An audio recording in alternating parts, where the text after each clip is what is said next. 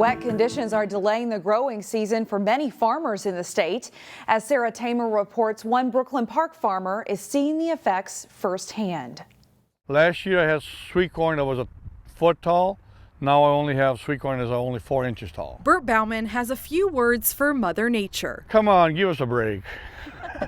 The Brooklyn Park farmer is one of many in Minnesota suffering the consequences of a delayed growing season. It has been a roller coaster. We went from extremely hot and dry last summer, and now we're extremely cool and wet. Bauman says cold weather and consistent heavy rains This year, spring never showed up. made it difficult to grow corn, soybean, and other crops. If we don't have the right temperature or the right moisture, too little moisture is a problem, too much moisture is a problem. This year, we are leaning on too much moisture. Some farmers haven't been able to get one kernel in the ground yet, which is unusual. Making up for lost time means making up for costs. As a result, Bauman says produce will likely cost more. The community will have to understand that, to have fresh produce is going to cost us a lot more in labor, in fuel.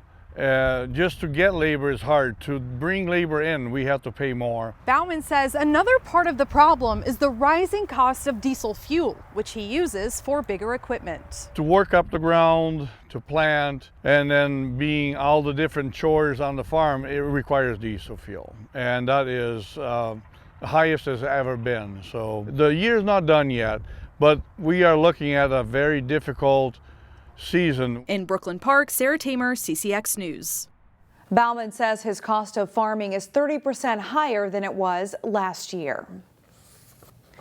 5 Minnesota state universities have been invited to participate in a program that educates people behind bars. It's called the Second Chance Pell Experiment, and it provides Pell grants to incarcerated individuals. North Hennepin Community College is one of the colleges selected for this program, and we sat down with Mary Fensky to talk about it for today's Newsmakers.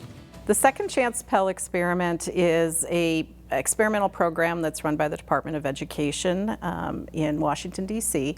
And the purpose of it is to enable justice-impacted individuals, incarcerated students, to participate in the Pell Grant opportunity. So these students normally would not have access to federal financial aid funds, but as a now member of that experiment, North Hennepin Community College has the ability to use Pell Grants to help fund education for students who are behind bars. Right. Why was North Hennepin in a really good position to get this funding?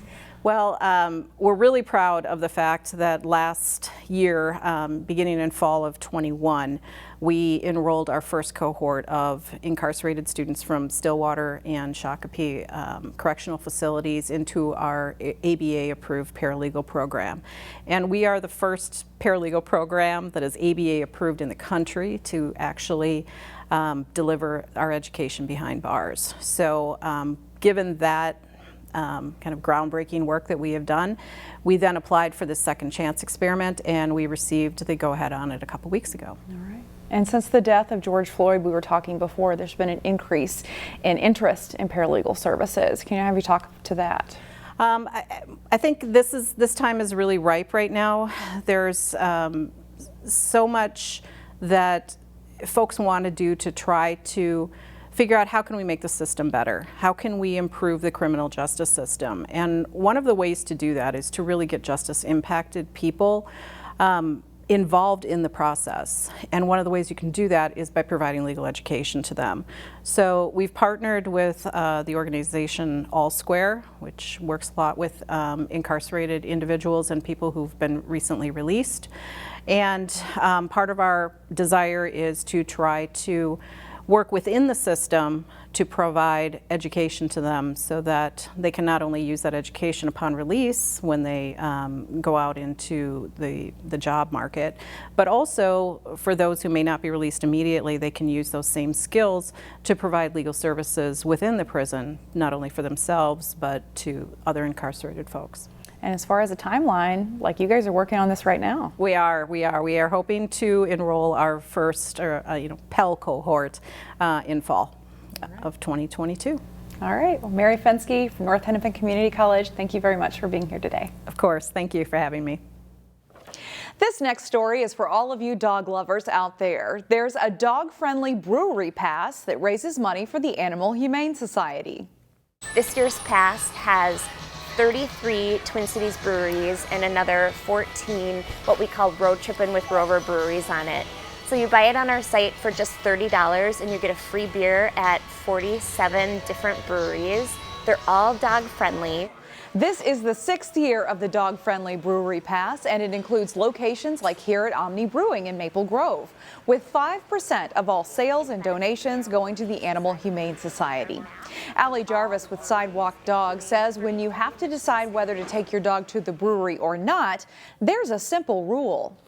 But we always say, know thy dog, right? And so make sure that you have a dog that would have a good time at a brewery and that would behave well enough and that would be happy there. We always say make sure you exercise your dog before you go. Be sure to bring a really short leash so that your dog can be right close to you and they're not over at the other person's table. And then, we really preach responsibility, and so you have to be ready to leave if your dog isn't behaving well. You can purchase the dog-friendly brewery pass at sidewalkdog.com.